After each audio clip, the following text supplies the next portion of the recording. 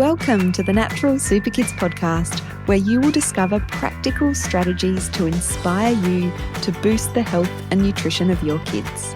I'm Jessica Donovan, a qualified naturopath specialising in kids' health, and I want to make it as easy as possible for you to raise healthy and happy kids. Let's get into it.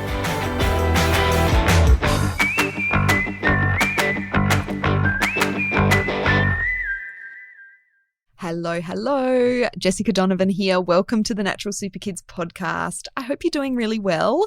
I am thrilled that you're tuning in today. We are continuing our new podcast series, Conversations with Mums. And so we started this series last week where Billy shared her story, her amazing story of how she has managed to get on top of her son's health issues, particularly his enlarged tonsils and adenoids. So you can listen to last week's episode if you missed that. Today we are talking to Jo. So Jo is mum of 3-year-old Frank, and she's going to be sharing with us how she has managed to improve her son's eczema as well as his tummy troubles. He's now sleeping better. His immune system is much better. And so this is a great conversation with Jo.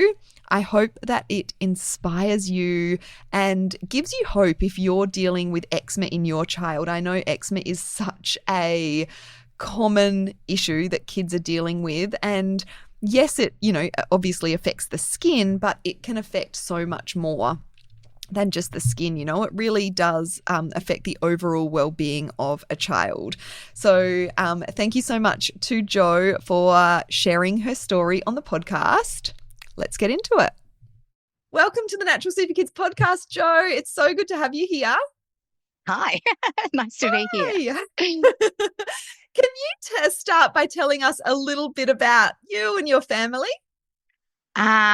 Well, me and my family live in a little town in regional Victoria called Tallangatta.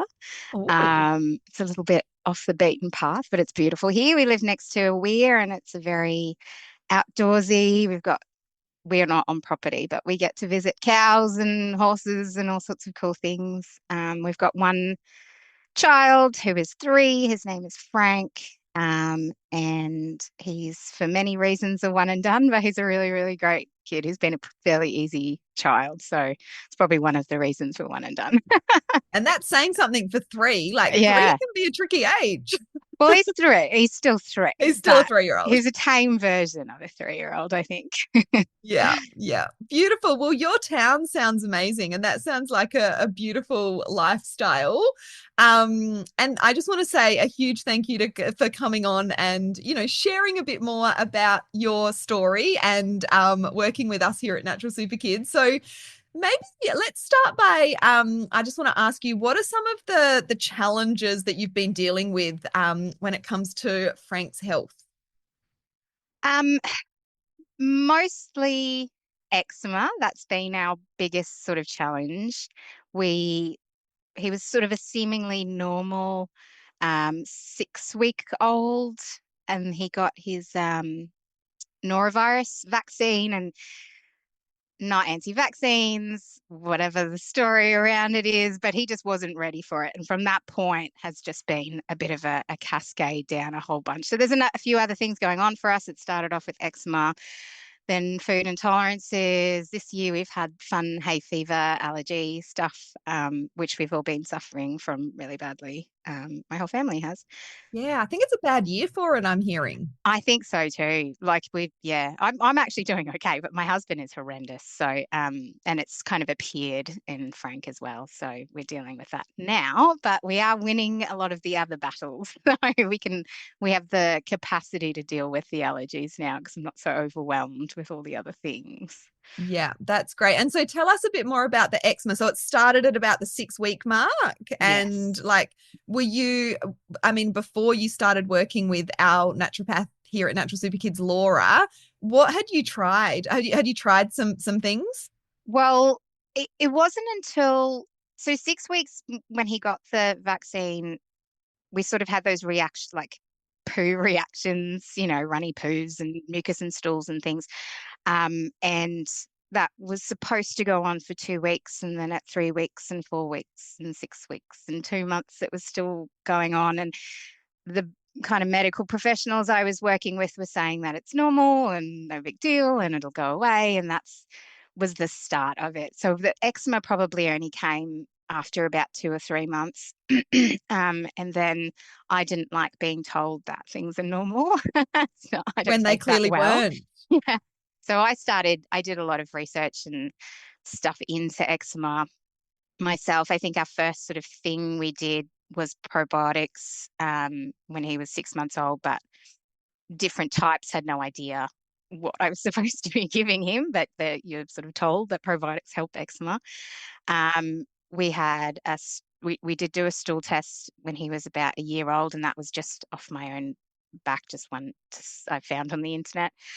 And we actually then met with a naturopath before Laura, and were given like a whole bunch of supplements that were not child friendly. Like I just couldn't get them in. As great as they were, I could not get them in him. And so most of the time for like the first 2 years was all about food and eliminating things and trying to figure out what food was making his tummy angry and upset. By the time I came to Laura, we'd kind of figured out the food game and had made like a whole bunch of improvements, but we're probably only 80%, 90% there. And so, yeah, so a lot of like 80%, 90% of what we've been doing has been food and just figuring out his little body and what it can deal with at different times. Makes such a difference, doesn't it? Huge. Like the food and the nutrition and things that are potentially triggering symptoms. Yeah, but to figure that out is a minefield. So well done for like It that must has have been, been yeah. hours and hours of research and like trial and error, right? That was my like, I'm up at night. That's what I'm doing. I'm Yeah. researching. And because I think also eczema is so complicated and everyone's little picture looks so different. And every time you look for something, is it histamines? Is it this? Is it that? And so playing with all of that stuff has literally taken years. Yeah. Yeah, yeah, yeah. And we often see those types of like gut symptoms because he had some colic early on as well, didn't he? Yeah, yeah. Really, after the norovirus vaccine, like just awful. Couldn't sleep, screaming, constantly wiggling around in pain, like a lot. And we would during the day just put like warm heat packs on his tummy, and a second the heat sort of wore off, he would wake up. So we were constantly running to the microwave to put these on his Oh. tummy. Like he was in a lot of pain. Yeah, and that's just Why? so hard to deal with. And like you said, his little body just wasn't ready for that vaccine by the sounds of No. it, and that set off. It's a challenge to the immune system when our kids are getting vaccines. So that it sounds like that set off this kind of decline in his health and affected his gut and affected his immune system, which essentially are the things that we look at when it comes to eczema. So tell us a bit more about some of the specific changes that you have made.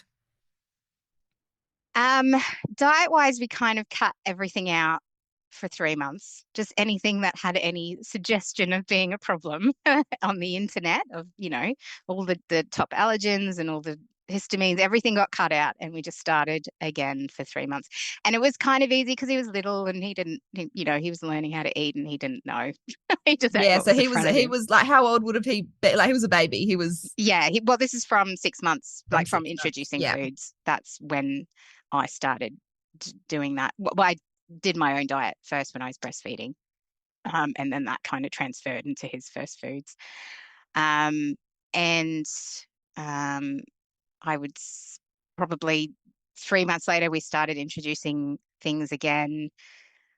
We weren't particularly successful until recently. So we've had a few rounds of reintroductions, and this year has been the only time we've really made any progress with that. Um, it's changed our whole family's diet. So a lot of these foods aren't even in our home anymore. So some of them I'm just like, well, we don't eat dairy anyway. So I don't know, it's in the back burner, but we've had a few that have been dearly missed that have come back, which has been so great for him. And I also think because he's at the age where he understands now, and we have brought him along with us in terms of all that. How does your body feel, when you have that? My tummy hurts. So like he has like a really good understanding of how food interacts with him. And so it's been cool to be like, we're going to try apples. Apples were this weird thing that he was reacting to for years, and I don't know why.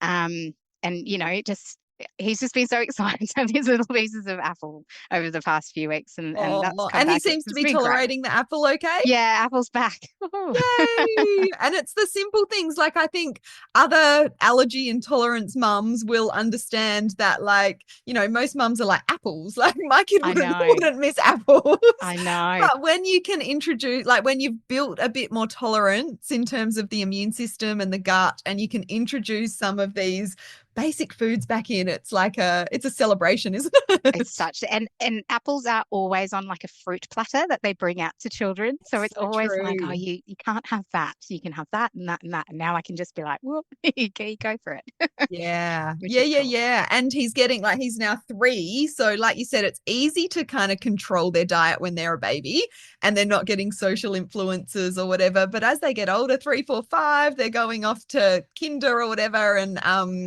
they see other kids eating things. And so it's so good that you've got on top of a lot of this, like prior to this age. Yeah, yeah, for sure. Absolutely. And we have got like supplements too. I think we were probably a bit supplement heavy, and there was like an intensive gut healing phase. And he would have been it was very expensive and probably not sustainable. It got us to where we are. Currently, we're kind of trying to figure out what's like the most bang for our buck, in terms of what he needs. And that's been working with Laura. I think she's really good at um, knowing what kids will take, what's easy to mix, what doesn't taste, what you can mix in things. She's really, really great at that. Oh, and that's a whole like Mm. it's because and what you said before about going to see another naturopath and like being prescribed lots of supplements that weren't kid friendly, like a lot of prackies naturopaths don't have a lot of experience working with kids, so they don't know, they're just literally saying, okay, just a lower dose of this supplement that I prescribe to adults and that should do the trick. And sure, it might be safe, but a lot of kids will not take those supplements.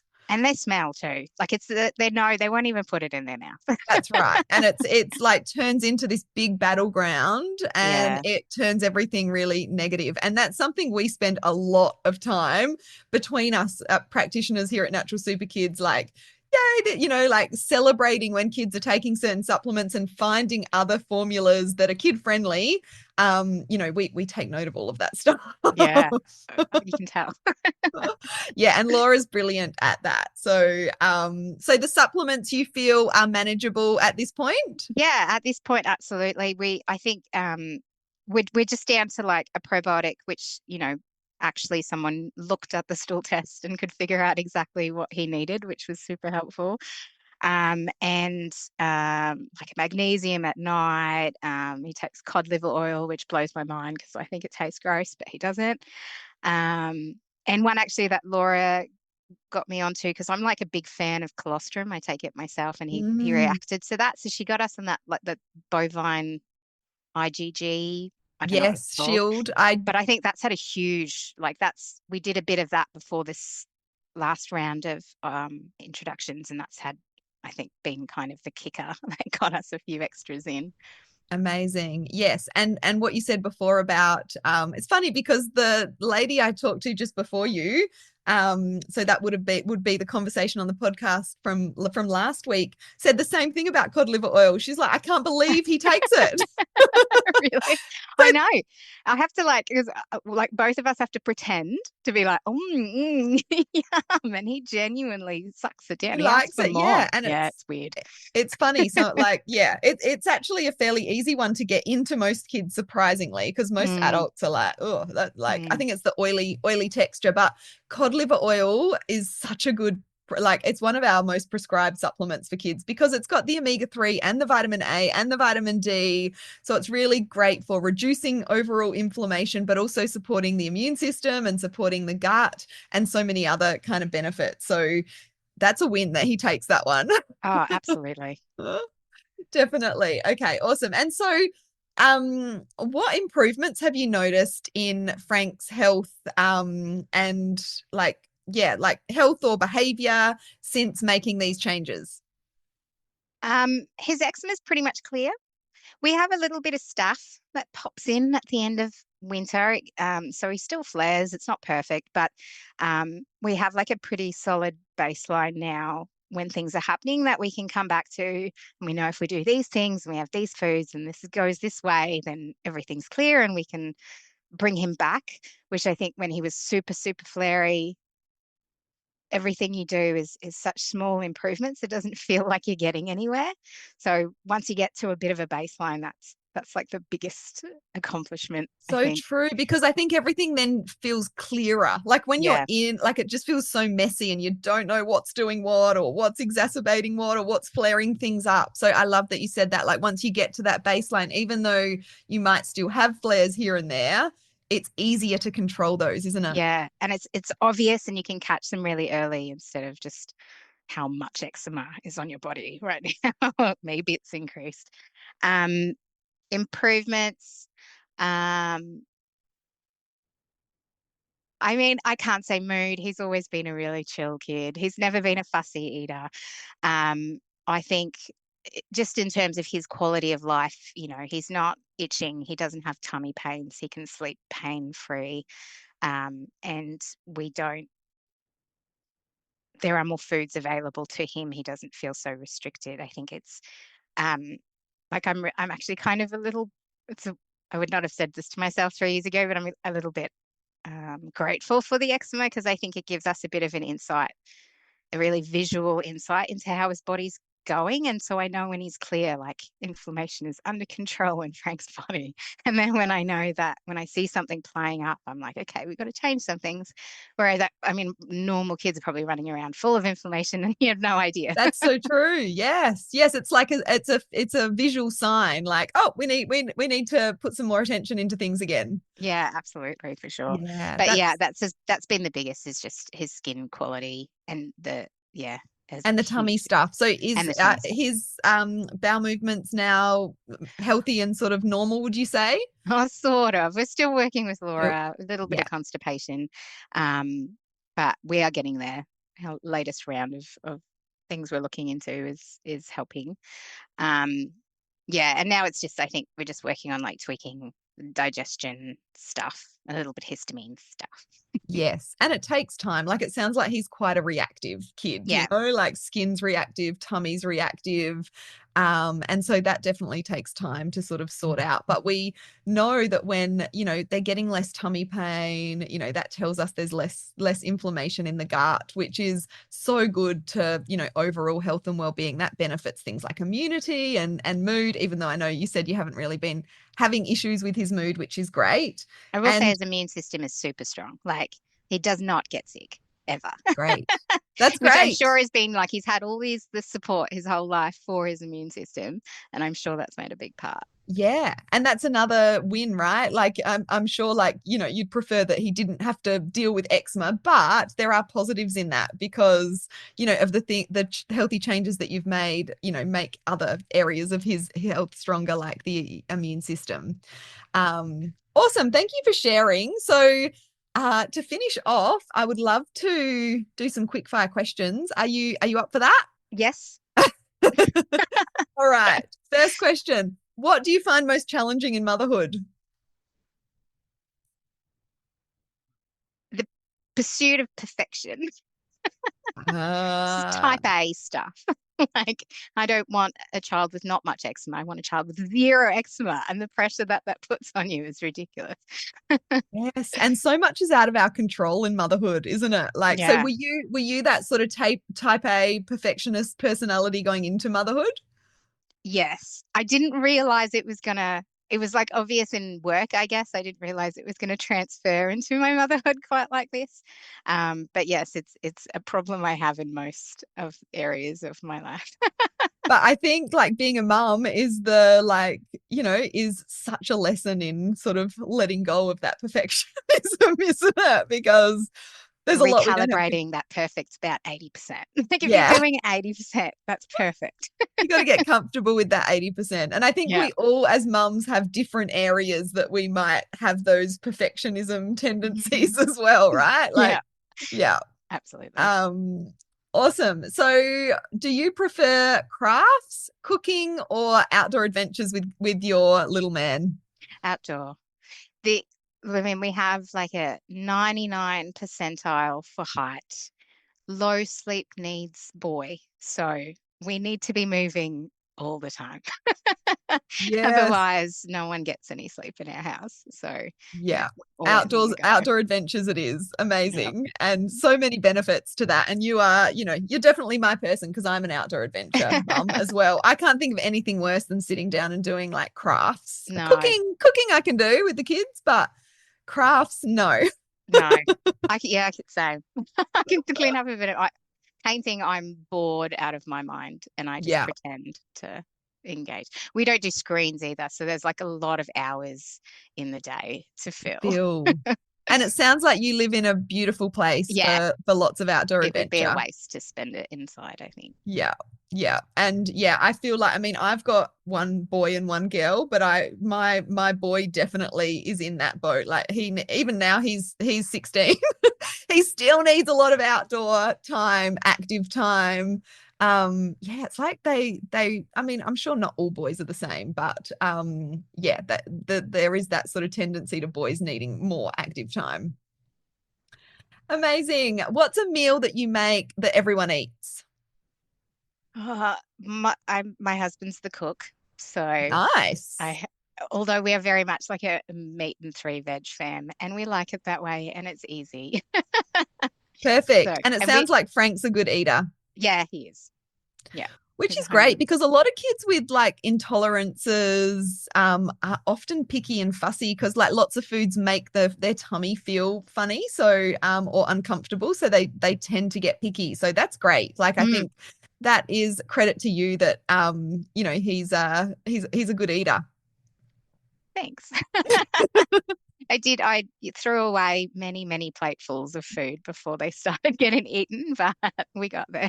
Yeah. Well, that's it. It's consistency, isn't it? Like, don't give up just because they don't like something once. And I don't mean to like any parents of fussy eaters that are listening. I'm not saying that's your fault either, because some kids are super tricky.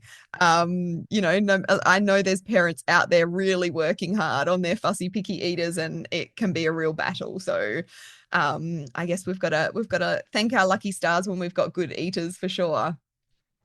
Last question. What would you do if you had 2 hours to yourself today? Oh, today. I feel like I'm super lucky. My husband gives me time to myself all of the time. I have a really good one. And I'm an older mum who's like an introvert and a loner. And so everyone just agrees that it's best if mum gets some time to herself every now and again. So I do get time to myself a lot more than I think a lot of mums do. And during that time, I just try to like switch off as much as possible. And I watch TV because I don't get to watch it during the day, and I was brought up on TV, so I need it. And I read books and I clean.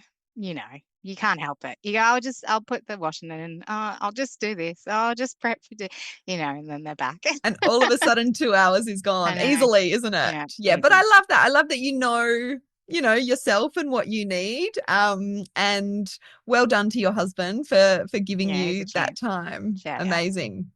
Sounds like you do have a good one. I'll give him a shout out. You'll have to send him the link to this podcast when it goes live. Maybe. Oh, thank you so much, Jo. It's been a pleasure to talk to you. And thanks for coming on. Yeah, no problem.